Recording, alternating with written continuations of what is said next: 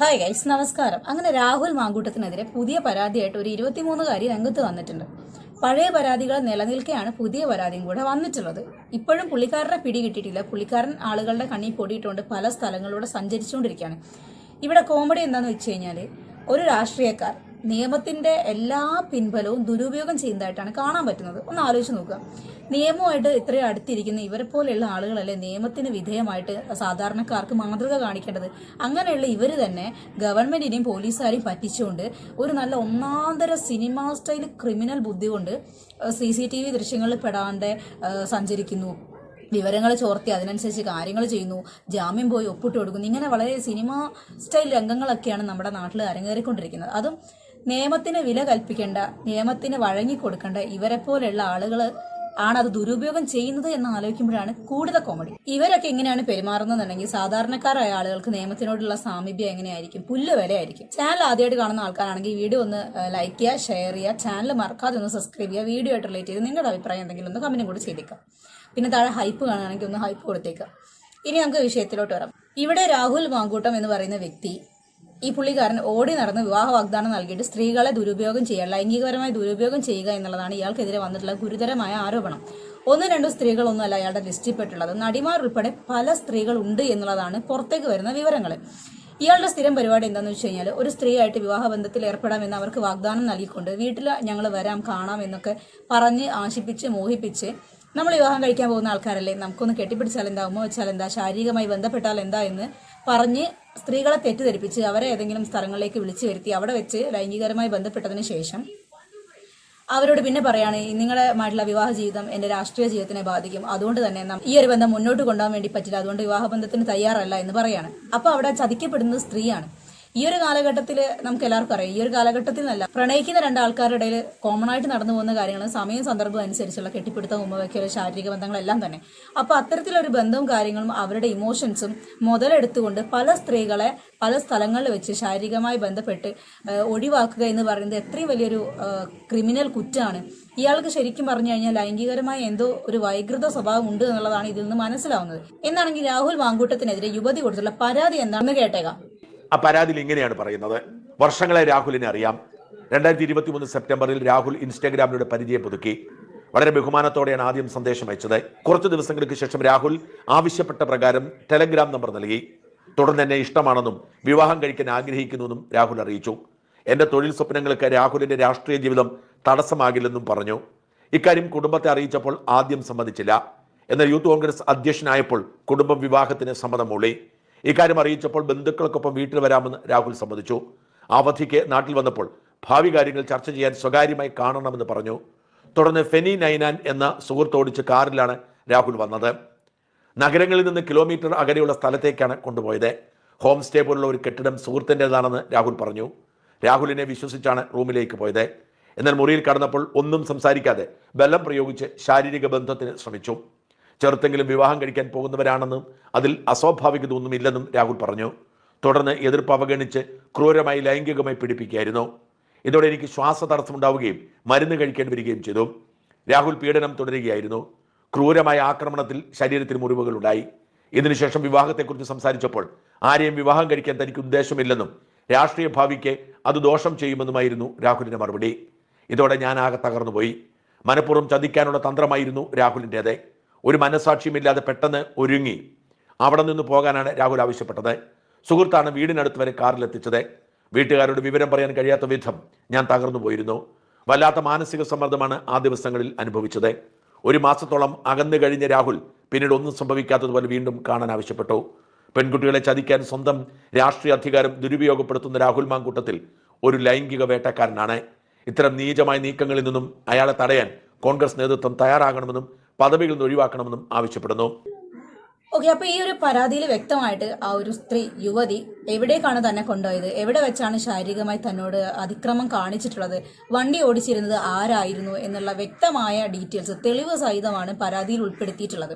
ഇത്തരത്തിലെ പരാതികളിൽ എല്ലാം തന്നെ എന്തൊക്കെയോ ഒരുതരം വസ്തുതകൾ ഉള്ളതുകൊണ്ട് തന്നെയാണ് ഈ പുള്ളിക്കാരൻ ഇങ്ങനെ ഒളിച്ചും പാത്തും നടക്കുന്നത് എന്നുള്ളതാണ് എനിക്ക് മനസ്സിലാവുന്നത്.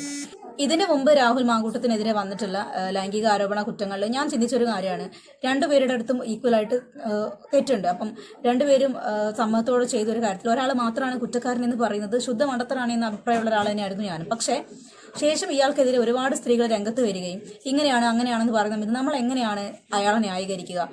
ഒരു പുരുഷൻ തന്നെ പല സ്ത്രീകളുമായിട്ട് ഇത്തരത്തിൽ മോശം പെരുമാറ്റങ്ങളിൽ ഏർപ്പെടുന്ന സമയത്ത് ആ പുരുഷനല്ലേ എന്തൊക്കെയോ തകരാറുള്ളത്, അയാൾക്കല്ലേ ഒരു ലൈംഗിക വൈകൃതമുള്ളത്, അയാൾ എങ്ങനെയാണ് നമ്മൾ സപ്പോർട്ട് ചെയ്യുക? ഈ പരാതിയിൽ പറയുന്നത് പ്രകാരം പോലീസ് വ്യക്തമായ രീതിയിൽ അന്വേഷണം നടത്തുകയാണെന്നുണ്ടെങ്കിൽ ഇവർ പോയ ആ ഒരു റിസോർട്ട് പോലെയുള്ള ഏതൊരു ഹോട്ടൽ എന്നൊക്കെ പറയുന്നുണ്ട്, അവിടെയുള്ള CCTV ദൃശ്യങ്ങൾ, വണ്ടി ഓടിച്ച വ്യക്തി ഇയാളാണോ എന്നുള്ള കാര്യങ്ങൾ, രാഹുൽ മാങ്കൂട്ടത്തിന്റെ അന്നത്തെ ടവർ ലൊക്കേഷൻ, ഈ വക കാര്യങ്ങളെല്ലാം കൂടെ തന്നെ പോലീസിന് ശരിയായ രീതിയിൽ ട്രാക്ക് ചെയ്യാൻ പറ്റുകയാണെന്നുണ്ടെങ്കിൽ യുവതിയുടെ പരാതിയിൽ സത്യമുണ്ടോ സത്യമില്ലേ എന്നുള്ളത് തെളിയിക്കാൻ വേണ്ടി പറ്റും. അങ്ങനെ തെളിയുകയാണ് എന്നുണ്ടെങ്കിൽ തന്നെ ഒന്ന് ആലോചിച്ച് നോക്കുക, ഇയാൾ എത്തരത്തിൽ പെടുന്ന ഒരാളായിരിക്കും. ഇയാളുടെ ഇത്രയും കാലത്തെ രാഷ്ട്രീയ ജീവിതത്തിൽ എന്തോരം സ്ത്രീകൾ ലൈംഗികപരമായിട്ട് ചൂഷണം ചെയ്യപ്പെട്ടിട്ടുണ്ടായിരിക്കും. ഒന്ന് ആലോചിച്ച് നോക്കുക. അയാൾ ഈ MLA ആവുന്നത് വരെ നോക്കട്ടെ, MLA ആയതിനു ശേഷം ഈ ഒരു കേസിൽ ഇപ്പോൾ ഒളിവിൽ പോകുന്നത് വരെ കണക്കിലെടുക്കുക, എന്തോരം സ്ത്രീകൾ അയാളുടെ ഭാഗത്ത് നിന്ന് മോശമായ രീതിയിൽ ലൈംഗിക വൈകൃതത്തിന് ഇരയായിട്ടുണ്ടാവും. ഈ ഒരു പെൺകുട്ടി പുറത്തു വരാത്തതിന്റെ കാരണം തന്നെ ഇയാൾക്കെതിരെ പരാതി കൊടുത്ത സ്ത്രീകളെയാണ് ആളുകൾ മോശം പറയുന്നത്, അല്ലാതെ ഇയാളുടെ ഈ ഒരു ലൈംഗിക വൈകൃതത്തെ കുറിച്ച് ഒരാൾ പോലും സംസാരിക്കുന്നില്ല നേരാവണ്ണം. എല്ലാവരും കുറ്റപ്പെടുത്തുന്നത് വിവാഹം കഴിഞ്ഞിട്ട് എന്തിനാണ് രാഹുൽ മാങ്കൂട്ടത്തിന്റെ കൂടെ പോയത്, വിവാഹ വാഗ്ദാനം നൽകുമ്പോഴേക്കും എന്തിനാണ് അയാളുടെ കൂടെ പോയി കിടന്നു കൊടുക്കുന്നത്, ഇതൊക്കെയാണ് ആളുകൾ ചോദിക്കുന്ന കൊനിഷ്ഠ ചോദ്യങ്ങൾ. ഒരാൾ പോലും എന്തുകൊണ്ടാണ് വിവാഹം കഴിക്കുന്നതിന് മുമ്പ് ഇയാൾ ഒരു സ്ത്രീനെ ശാരീരികമായി ബന്ധപ്പെടുന്നതിന് വേണ്ടിയിട്ട് വിളിച്ചു വരുത്തുന്നതെന്ന് ചോദിക്കുന്നില്ല. അപ്പൊ പുരുഷൻ വിളിച്ചാലും സ്ത്രീ പോകരുത് എന്നാണ് അവിടെ എല്ലാവരും അർത്ഥമാക്കുന്നത്. അല്ലാണ്ട് ഒരു പുരുഷൻ പോലും വിവാഹത്തിന് മുമ്പ് മറ്റൊരു സ്ത്രീനെ ശാരീരികമായി ഉപദ്രവിക്കാനോ ലൈംഗികരമായി ബന്ധപ്പെടാനോ വിളിക്കരുത്, കിടപ്പുമുറിയിലേക്ക് ക്ഷണിക്കരുത് എന്നൊരാൾ പോലും പറയുന്നില്ല. അതാണ് ഇവിടുത്തെ ഏറ്റവും വലിയ കോമഡി. ഈ രാഹുൽ മാങ്കൂട്ടത്തിനെ സപ്പോർട്ട് ചെയ്യുന്ന ആൾക്കാരെ ഉൾപ്പെടെ ചതിക്കുന്ന രീതിയിലാണ് അയാളുടെ പെരുമാറ്റങ്ങളും പ്രവർത്തികളും കടന്നുപോയിക്കൊണ്ടിരിക്കുന്നത്.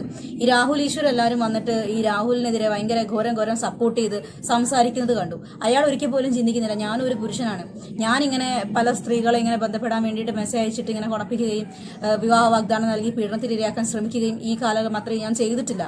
അപ്പൊ ഇങ്ങനെ ചെയ്യുന്ന രാഹുൽ മാങ്കൂട്ടത്തിന്റെ ഭാഗത്ത് തെറ്റുണ്ട്, അല്ലാതെ അയാളുടെ വലയിൽ വീഴുന്ന പെൺകുട്ടികളുടെ ഭാഗത്തല്ല മിസ്റ്റേക്ക് എന്ന് ചിന്തിക്കാൻ അയാൾക്ക് സ്വയം സാധിക്കുന്നില്ല എന്ന് കരുതിയിട്ട് സ്ത്രീയുടെ ഭാഗത്ത് തെറ്റില്ല എന്ന് ഞാൻ പറയുന്നില്ല. പക്ഷെ രണ്ടാളുടെ ഭാഗത്തും ഈക്വലി തെറ്റുണ്ട്. ഇന്നാളൊരു നടി പറഞ്ഞത് കേട്ടു, നമ്പർ കൊടുക്കുന്ന, കഴിഞ്ഞ വീഡിയോയിലും പറഞ്ഞിട്ടുണ്ടായിരുന്നു, നമ്പർ കൊടുത്താൽ നമ്മളത് മേടിക്കരുത്. എന്തിനാണ് ഒരു പുരുഷൻ ഒരു സ്ത്രീക്ക്, പരിചയമില്ലാത്ത ഒരു സ്ത്രീക്ക് ഒരു പുരുഷൻ നമ്പർ കൊടുക്കുന്നത് എന്തിനാണ്? അപ്പൊ അയാളുടെ അടുത്ത് അങ്ങനെ കൊടുക്കരുത് എന്ന് പറയാൻ ആളില്ല, സ്ത്രീ മേടിക്കരുത് എന്ന് പറയാനേ ആളുള്ളൂ. ഇതാണ് ഞാൻ പറഞ്ഞത്. ഈ രാഹുൽ മാങ്കൂട്ടം കാരണം ഡിപ്രഷനിലായിട്ടുള്ള ഒരു 17 വയസ്സുള്ള കുട്ടിയും കൂടെ ഉണ്ട്. ആരാണ്, എന്താണ് സാഹചര്യം, എന്താണ് സന്ദർഭം, ഈ വക കാര്യങ്ങളൊന്നും വെളിപ്പെടുന്നില്ല. മറുനാടൻ മലയാളിയിൽ വന്നിട്ടുള്ള ഒരു വിവരമാണ്. അതിൽ ആരാണ് ആ പോസ്റ്റ് ഇട്ടതെന്നോ സമൂഹത്തിൽ അറിയപ്പെടുന്ന ഒരു വ്യക്തി എന്ന് മാത്രമേ അതിലും പറയുന്നുള്ളൂ. പക്ഷെ അതിൽ അയാൾ എഴുതി വെച്ചിരിക്കുന്ന കാര്യങ്ങൾ ശരിയാണ് എന്ന് വിശ്വസിക്കാനാണ് ഞാൻ താല്പര്യപ്പെടുന്നത് എന്ന് മാത്രം പറയുന്നു. ശരിയല്ലാതെ ഇരിക്കാനും അവിടെ സാധ്യതകളുണ്ട്. എന്താണെങ്കിലും ആ പോസ്റ്റ് എങ്ങനെയാണെന്നുള്ളതൊന്ന് കേട്ടേക്കും.